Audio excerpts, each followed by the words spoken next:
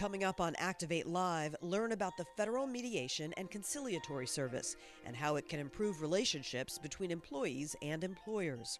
The Union Veterans Council gives us its perspective on Buy American and how it affects veterans, and how machinists are living up to the mantra, service to the community. Next on Activate Live. Activate your voice! Activate it now. Voice activation. Live from Maryland, this is Activate Live. Welcome to Activate Live. I'm Tanya Hutchins, and today we're talking about service to the community, mediation, and jobs for veterans. Let us know what you think about each topic by commenting on this video, and let us know where you're watching from as well. Well, Communications Representative Delane Adams joins us now to tell us a little bit about what's going on in labor news. Well, we want to start this show off with great news from Wichita. Spirit Aerosystems has just announced today that they're planning on adding 1,000 jobs over the next 5 years. So that is great. Great news for our members. We have a lot of members in Kansas, in Wichita. Yes. And so the jobs will be based in North Carolina. So we're pretty excited about that news, and hopefully that means great things for our members. I think they're going to be ecstatic over that. So that'll be great. What else is going on? Because you and I are going to be heading to Philadelphia shortly. Yes, so we're heading to Philadelphia, and it's a great effort going on to help with relief efforts in Puerto Rico. So the Machinists Union, along with the AFL-CIO and our partner at American Airlines, are coming together to send relief supplies over to Puerto Rico. Again, as people who watch the show on a regular basis knows that we've been heavily involved with efforts in Puerto Rico, not only in Puerto Rico but throughout the Caribbean. And American Airlines has been a leading partner with us on this, and we really want to thank them, and also the AFL-CIO for the work they're doing too, especially with all their affiliates who are helping contribute to this effort. And this is so important because a lot of times we may not see it continually in the news, and a lot of people start to forget about it, but people still need help in Puerto Rico and the Virgin Islands. Yes. You know, we still have members there. Yeah, and then Local 1776, man, we really want to say thank you. They're opening up the Union Hall, taking in a lot of the supplies before they go to the cargo area. So thank you, Local 1776. They're right in Philadelphia. Thank you for everything you're doing, President Howell, Gil Simmons, and all the other members out there. Thank you. So that's where we're heading. We're going to see the IAM members in person, firsthand, you know, dedicating themselves to service to the community. We always say that, justice on the job, service to the community, and this is where you actually see it in action. Yes, and so hopefully we'll have a lot of great footage to share on this, and so stay tuned. And we hope to bring them a news conference. That's tomorrow, right? Oh, Thursday. Yeah. Great news about that, too. Yes. Okay. All right. Well, thank you. Thank you so much for stopping by, Delane. All right. We'll talk to you later. Thank you. Thanks. Well, not only do we take service to the community seriously, did you see me just do that? It was because I was telling Delane to get out of the chair really quickly because we have a guest coming in, and I didn't realize I was on camera. So I was like, switch.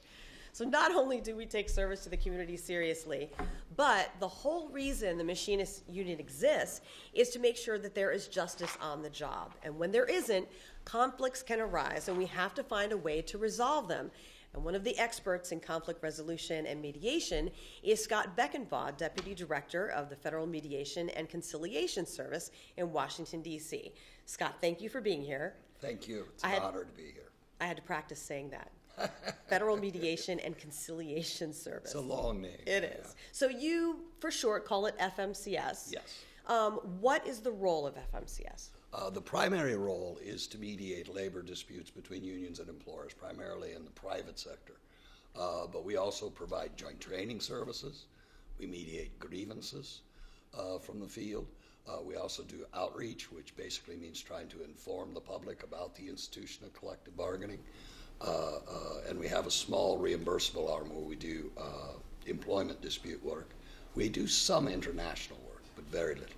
Now, a lot of people may have heard about arbitration. They hear mediation, they hear conciliation. What is the difference between mediation and arbitration for people that have no idea? Okay. Arbitration is basically a binding decision process. It's a non-judicial hearing, but very much with rules of evidence, very formal. And an arbitrator is actually a decision maker for the parties. So you're presenting it before a neutral, think of it as a private judge, okay? A mediator has no power to make anyone do anything. Our power at the bargaining table is simply one of persuasion, and the idea is to have a neutral broker between parties in conflict who can help the parties reach a voluntary resolution of the conflict, help them essentially bridge the gap and come to agreement on their own. But we can't make anybody do anything. But that neutral part is important. Doesn't that make both sides feel better? Yes, it's actually probably the most critical characteristic. And people ask me, I'm now starting my 30th year with Federal Mediation and Conciliation Service, and they always want to talk about cases and disputes I've worked over the years and what I'm proudest of. And what I tell people is what I'm proudest of is after 30 years that I'm still perceived as an honest broker between unions and employers around the United States, and they voluntarily invite me into their disputes. Now, you have a long history not only with FMCS, but with the Machinist Union as well. You've been down to our training center in Hollywood, Maryland. I sure have. Tell us a little bit about that. Well, that's part of our joint training work.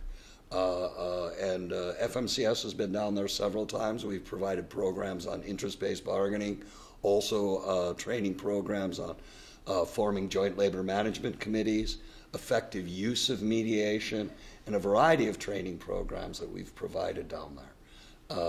And we view that, again, as an outright. We used to call those kinds of training services preventative mediation. So the whole idea is if we teach people to get along during the contract, maybe they won't have the fights during bargaining. In a perfect world, that would be perfect, to prevent the conflicts in the first place. That's correct. And so the idea is to give people skills to do that. But nevertheless, people still find a way. It seems to fight once in a while, and then they still call on us for services. Is it all about building relationships, positive relationships? Yes, and that's absolutely critical. The labor relationship, and if you think about how much time people spend at work, and particularly the institution of collective bargaining and what it means in terms of economic distribution of essentially the fruits of labor that are produced in a business, and to give people an opportunity to sit down across the table and actually negotiate their terms and conditions. Well, that's all about relationships. And I always remind people, everybody talks about the methods of conflict in collective bargaining, strikes and lockouts. And when I get called into a situation in which there is a strike or a lockout, I always remind people that, well, why did you strike? You struck to get a better contract. Why did you lock them out? You locked them out to get a better contract. What's that? What do they have in common? We're going to get a contract. In other words, those weapons are tactics to get contracts. So unions and employers who engage in collective bargaining have the same objective. They want a bargaining agreement. They want a contract. And that's why we exist, to help them do so. Now, you've handled cases in various industries, whether it's aerospace, defense, manufacturing, but you also work with professional sports. I do. Sports leagues. You worked with the NHL. I did. Tell us one of the biggest cases you worked on. Well, I think certainly I've worked in also with Director Cohen, actually every professional sport except for baseball and their players' unions, and then also with several official groups, the NFL officials in their the league, professional soccer and their officials, as well as Major League Soccer, actually, in the Players Association. Twice I've been a mediator involved in those. So a lot of it, and certainly the NHL and the lockout was maybe the most famous one in which I was working it alone. Was that 2012, 2013? Yes. Okay. Yes, that was the famous, I think it was 6 o'clock in the morning. We started actually I came into New York City on New Year's Eve. Wow. And you can imagine trying to get a hotel room in downtown New York on New Year's Eve. We were able to do so. Even a government raid room we found at a Hilton hotel. I'll tell you about the room sometime. It was bad. But at any rate, I figured I could do anything because it was just going to be for a couple of days, is what the parties told me when I came in.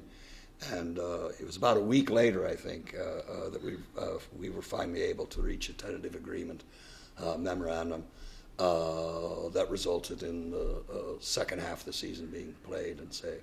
Okay, I have two questions for you. One of them, before you answer, is like, what does it take to get to that agreement? But on the other hand, I was going to ask you anyway about mentoring, because you are mentoring future mediators.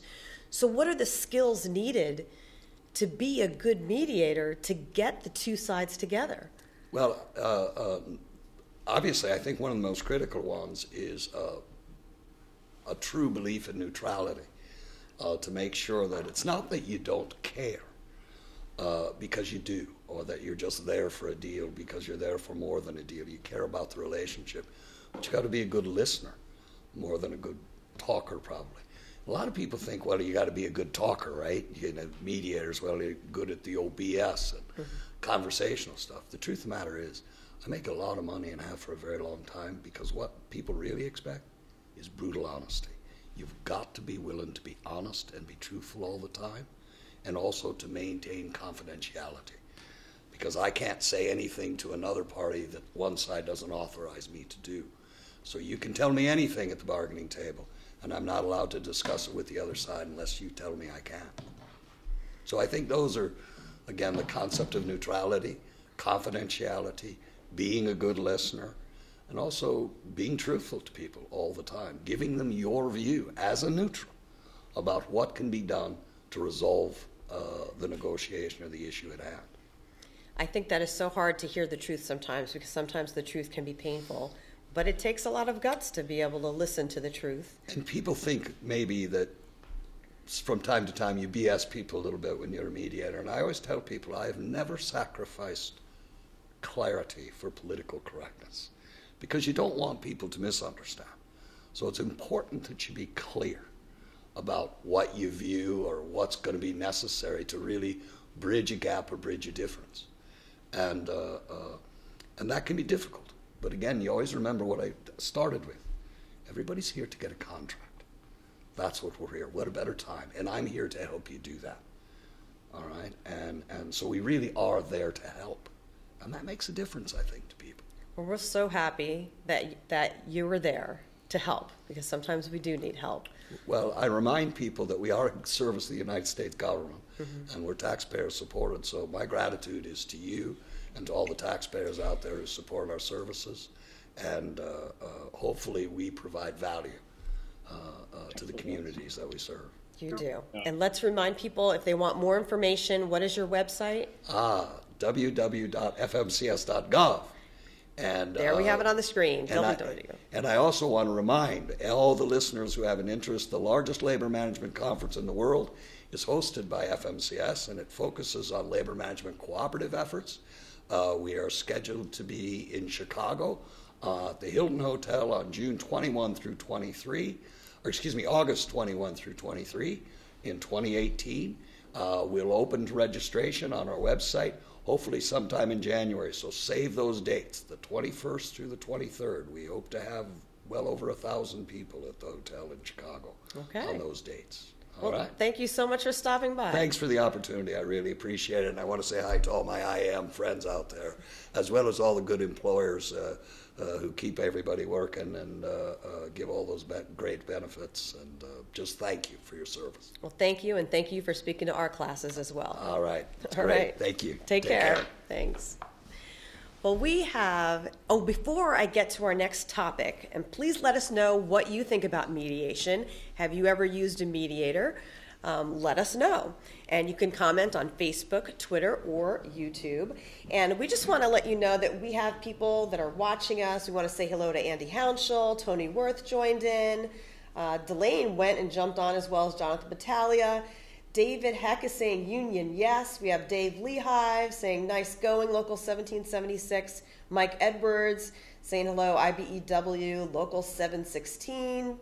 And I'll even give Brian Collis a shout out, because he said woohoo, and we say woohoo back. So keep the comments coming, everybody, on Facebook, Twitter, and YouTube. Give us a like.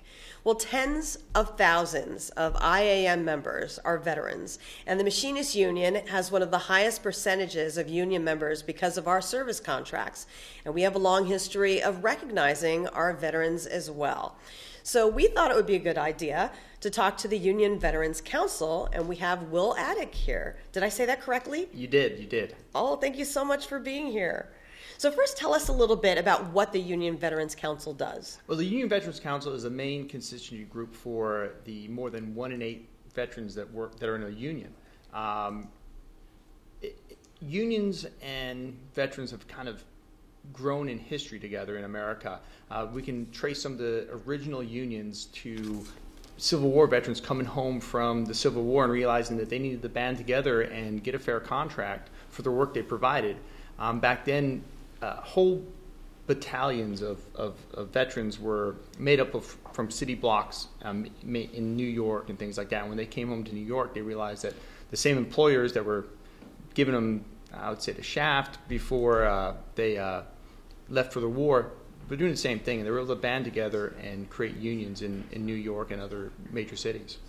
Now, when a veteran becomes a veteran and leaves the service, what are some of the challenges they run into, especially when they're trying to find work? Well, it's a very difficult situation, especially for this generation of veterans right now, because we've been in a continuous war since 2001, and most veterans enter the service when they're 18 years old, 18, 19 years old, and they spend that time, that crucial time in their lives where they're supposed to be preparing for future, building their education for whatever career they're going to do in the future. Sometimes they're learning how to be an infantryman, and that's not something that the skills don't relate back to when they come home. Like say for myself, when I came home, I found myself without a job, a degree, and a future until I was able to find a job placement program called Helmets and Hard Hats, and I became a union pipe fitter with the UA. And it gave me a job that I could be proud of again. Yeah. So it sounds like that union job changed your life. It definitely does. When I talk, I always ask, what does the union mean to you? What is it giving you? Is it the good wages, the benefits? And I can always sum all of that up into one word, and it's called dignity. And veterans have a lot of dignity when they serve, but when they come home, they're facing a system that is rigged against them to support the 1%, and a lot of them have a really rough time at it. We see, 22 veterans committing suicide, and one of the major reasons for that, that's a day.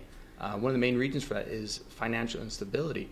And there's nothing better for a veteran than a good career, a good job, a paycheck on Friday that he doesn't have to split between paying the electric bill or buying food for his kids. And that's what union jobs do. They give us that dignity and that pride that we had when we were in the military service. You had some startling statistics, and I know you've said a few of them. But even in terms of salaries, people don't think about what that average salary is for a veteran. What is the average? Well, right now, the unemployment rate for veterans has gone drastically down. And like many things in society right now, we see that there's this facade of taking care of veterans. People like to wrap themselves in the flag and put a yellow sticker on the back of their car. But at the same time that there's a low unemployment rate, there's a very high underemployment rate for our veterans, where we have 16% are making less than $15 an hour. 58% of all veterans make less than $50,000 a year, and that's very hard these days to take care of a family. So at the Union Veterans Council, we try and uplift the idea of upward mobility, the idea of financial stability through jobs, through labor jobs, through union jobs, and support veterans that aren't union members. We have a giant network of union veterans across the country, and we can uplift issues. Now, this is your website, right? Yes. Unionveterans.org. Yes. So there are some resources there that people can find? Yeah, there's some great resources. First of all, if you're a veteran, sign up to this website. If you're watching this, sign up. You can go to Facebook. You can sign up on Facebook, which is we have a very interactive. We put a lot of information about legislation that's affecting working class veterans, and we have Twitter too. If you look up Union Veterans, we're all over the place. But this website's very important because we can give you information weekly about what's really affecting veterans, and not just kind of sugar-coated, the actual reality of how things that happen in Washington, that happen in your states, actually affect the veteran community in your area. Now tell us a little bit also about, well, you know that we have people and veterans members in the United States and Canada. And we like to say Buy North American because we like to help all of our members and support all of our members. But a lot of times in the United States, we hear about Buy American campaigns, Buy American programs. How do those programs affect veterans? It's very simple. And I got a great example because day before Veterans Day, I got to go to Chicago, Illinois. And I got to meet with veterans from the BCTGM local there that made Oreo cookies in Chicago, Illinois. And many of them were laid off. And we had a rally for these members. And 12% of the laid off workers were veterans. And these were veterans that were proud of their jobs. They had a good job in Chicago. And that job got shipped overseas. And it got shipped overseas for corporate greed. And that's what is more unpatriotic than sending a good American veterans job overseas, in my opinion.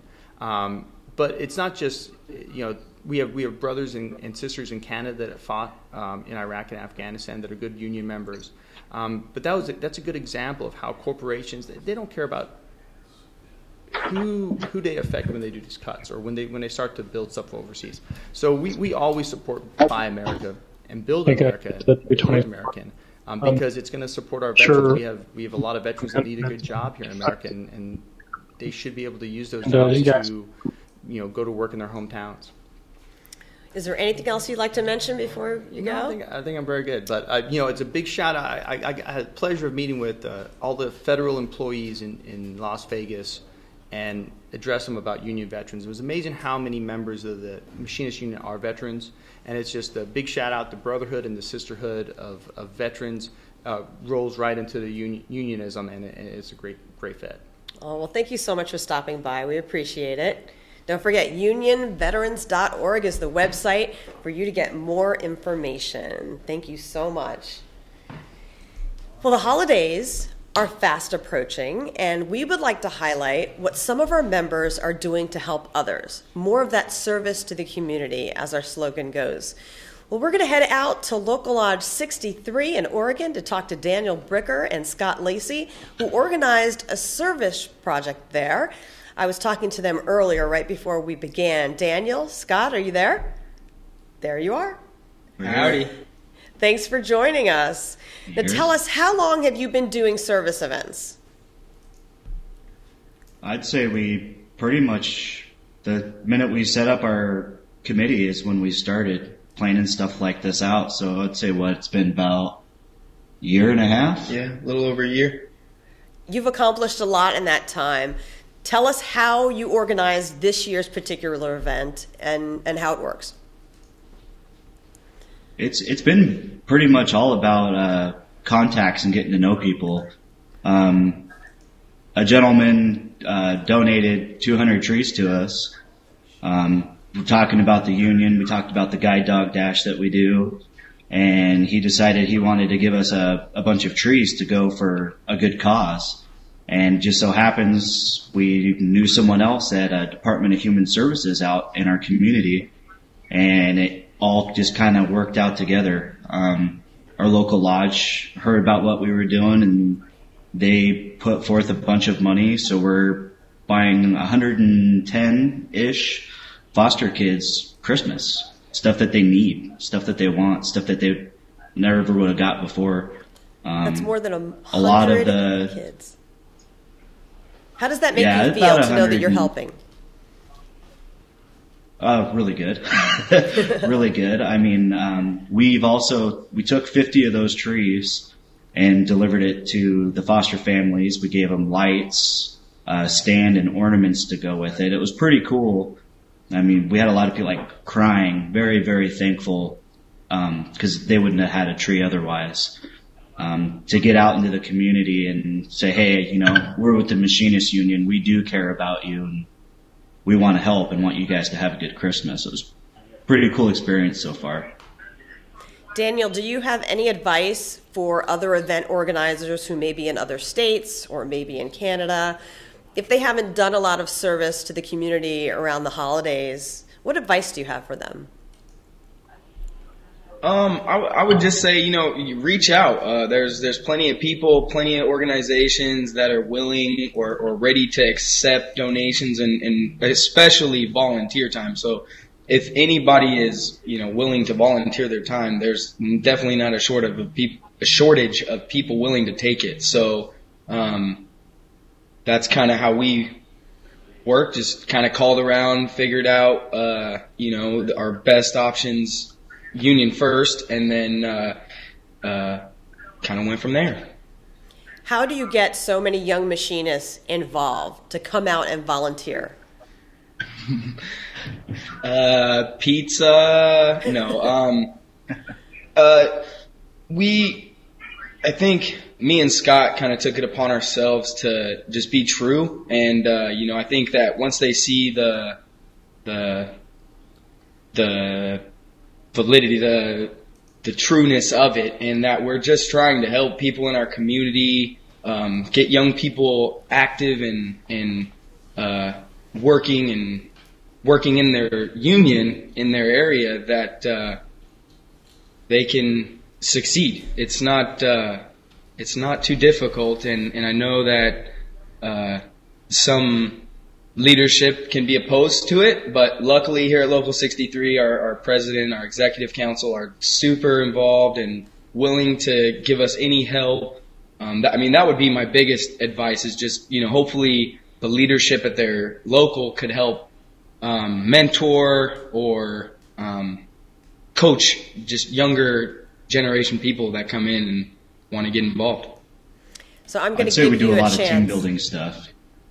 Go ahead. We do a lot of team building stuff too. Paintball is a big one of ours. We go, we hang out, we have pizza, beer, paintball. We also do just hang out as a group too, which is probably one of the big things to get everybody involved, is we are kind of just one family. It's pretty cool. That's the way it's supposed to be. That's wonderful. I'm going to give you a chance to give a shout out now. If you still need donations or you still need volunteers, where can people get more information? I would say get a hold of Local Lodge 63 Young Machinists on Facebook. We're really active on there. We're always giving out updates. We would absolutely love donations. It will get foster kids in the Portland, Gresham, Fairview area presents that otherwise they wouldn't get. Any donations would be appreciated. Got about 50 trees left. Get them while they're hot. They're going fast. Huge shout out to Local Lodge 63 for the support. We wouldn't be able to do anything we do without the support of our lodge. So I do encourage everyone else to foster these type of programs. Well, thank you, Daniel and Scott, for serving the community. We appreciate it, and I'm sure our union members there appreciate it as well. Yes, thank you. Thank you. Thank you. Take care. And remember, you can comment on Facebook or Twitter or YouTube. We have our replays later on Twitter and YouTube, so you can just go on there and let us know what you think. Let us know if you've done community service, or better yet, if you have an event that's coming up or a fundraiser, give us a comment and let us know when it is, where it is as well. Now, at the top of the show, we mentioned to you that Delane Adams and I are going to be heading to Philadelphia later tonight because we would like to meet some of our Machinist Union members who are at the airport in Philadelphia loading supplies to help with the Puerto Rico relief efforts. So we'd like to show you a live picture from the Union Hall. We've had members packing throughout the day some of the items that are going down to be loaded on an airplane tomorrow that will be going down to Puerto Rico. A lot of times when you don't see it on the news every day, you kind of forget where the help is needed. So we just want to let everybody know that we appreciate all of the hard work of all of our members in Philadelphia at the airport. And thank you for packing. Thank you for loading. Just thank you so much for all of your work. And we can actually see somebody there. You can smile. It's okay. Leave it on. I don't know who that was. That Richard? Hey, Richard. Yeah, show us around, Richard. There you go. I see some Huggies there in the ground. So look at those supplies that are coming in. Look at all those boxes that are going to be loaded on the plane. Just slow down. Okay. There we go. So this is at the Union Hall. This is where Delane and I are going to head. And tomorrow there's going to be a news conference. I think it's going to be 10 a.m. Eastern time, talking about what's inside all of these boxes, what items are needed in Puerto Rico. A lot of people are still having a hard time down there. And as union members, we believe strongly in service to the community. So you'll hear more. Stay tuned to this page. Let us know what you think about our union members who are serving the community, even in Puerto Rico, in Virgin Islands. We don't just think about our local communities, but also how we can help our fellow union members and the general public, especially near the holidays. So thank you, Richard Howell, for giving us that look. We appreciate it, and see you soon. Well, grab a pen, because we have some deadlines to tell you about. I almost sounded like I was from Canada. The basic web development class in March has a deadline of January 12th, and the scholarship competition deadline is February 23rd. So mark your calendars. You still have time to sign up for this basic web development class, and that's my birthday week. March 11th is my birthday. And the scholarship competition, you have plenty of time to get your application in for that as well. So we hope to bring you some more information from that news conference tomorrow, Thursday, in Philadelphia. We have planned to show you how IAM members are helping with relief efforts in Puerto Rico, so stay tuned for that tomorrow. If you like what you've seen today, then please share this video. We'd like to spread the word about the good things that our members are doing. So thank you so much for watching, and we will see you next Wednesday.